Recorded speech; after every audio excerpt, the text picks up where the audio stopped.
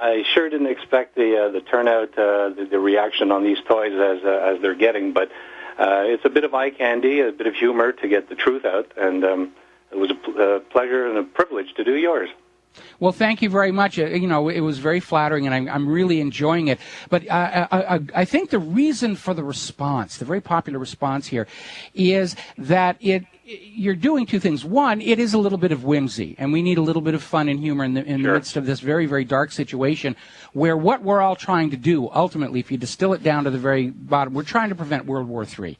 And that's a very frustrating thing to be doing, because when you are fighting against war, there's never a moment you can point to and know that you've succeeded. There's only those moments where you know you have failed, and that's why it's a very depressing business. So there's a little bit of humor. It's a lot of fun. But more than that, for a lot of people, you've started to put a face on all of these people out here in the truth movement, whether it's Alec Jones or myself.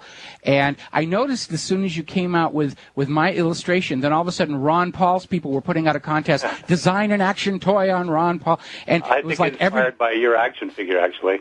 Yeah, and I think it's just everybody wants to have one now. It's sort of an icon and a status symbol, and I think it's wonderful. Everybody wants to buy the real doll, and it's kind of a shame to have to tell them, it's just a drawing. We don't really have dolls here. If I'm going to spend the money to make up a doll, I'm going to make one up about my wife, you know, because I'd rather look at her on my desk than myself. Even looking like that. And yes, for those of you who have seen the figure, it is just like looking in a mirror. I do actually look like that. Exactly. We had you 3D scanned and everything. Yes, it's amazing. Well, I keep telling everybody I look like Dwayne "The Rock" Johnson. When they do the movie about my life and truth movement stuff, you know, cast Dwayne "The Rock" Johnson in there.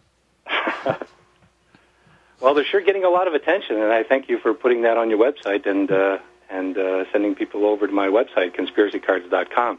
Conspiracycards.com. There's a permanent link to it from the front page of whatreallyhappened.com. And I think, given the attention that you've got, I hope that you can take this forward and either launch a comic book or a graphic novel, or sell them as postcards and stuff like this. I don't think you should.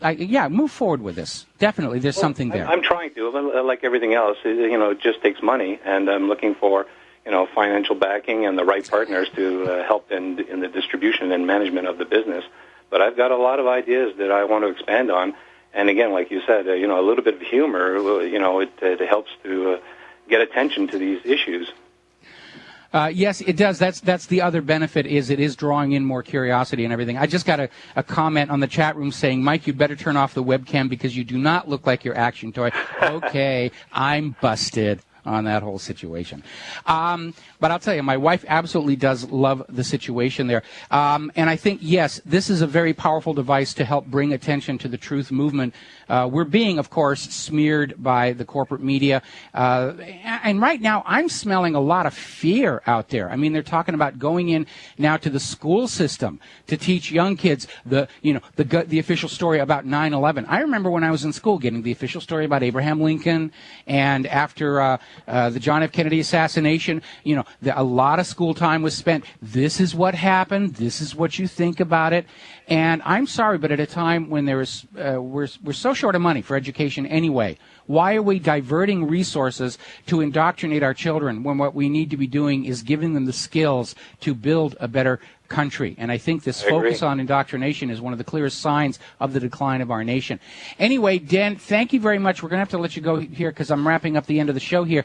But I'm so thankful for your little figure. It was very flattering, and I appreciate it. And I hope you're able to move forward with this. And when you get your feature film deal, I want to do the visual effects for you, okay? Absolutely. All right, Dynamite. Thanks an awful lot, Den. All right, that was Den from conspiracycards.com. A lot of very funny graphics over there about New Age toys and, of course, the Truth Hero action figures. And if it weren't so expensive, we'd prototype them just to have a giggle. It's all in good fun. We're not taking any of that stuff seriously, but it is a lot of fun here. Now, moving right along here. Last story, we're talking about all this propaganda and spin, and we were talking about the desperation that we're seeing in the government and corporate media to try and preserve certain official legends against a public which has completely lost trust in the media and the government. And they pulled yet another dirty trick. You'd think they'd learn to cut their losses and stop doing the things that call attention to us. As you know, Saturday there was a huge protest in Washington, D.C. Everybody's making comments about the numbers back and forth. Then Sunday, actually early Monday, early yesterday, a photo turns up that appears to be a fake from another completely different event.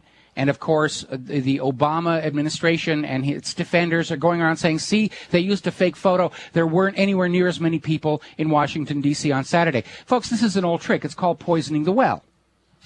And that is Obama's people planted one fake photograph in order to use it to try and discredit all the other photos and videos that show that there was a large crowd. This is how scared the government is right now.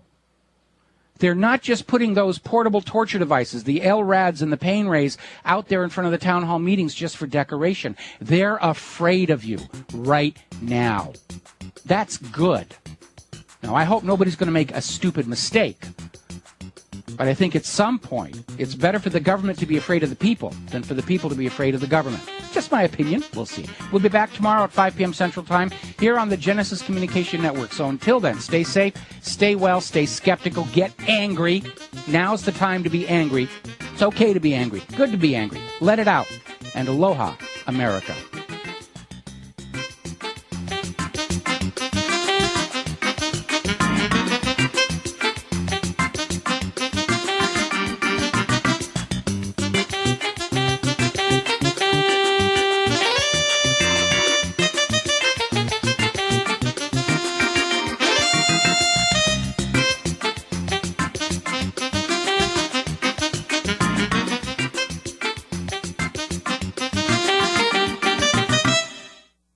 It's no secret that Genesis Communications Network depends on listeners like you. Now you can do even more to hear Genesis shows in your area. Simply call your local radio stations and tell them about your favorite GCN programs. It's easy. Log on to gcnlive.com or call us toll-free 877-807-4048. Make a difference. Call your local stations and contact us through affiliate relations at gcnlive.com or call 877-807-4048. Call today.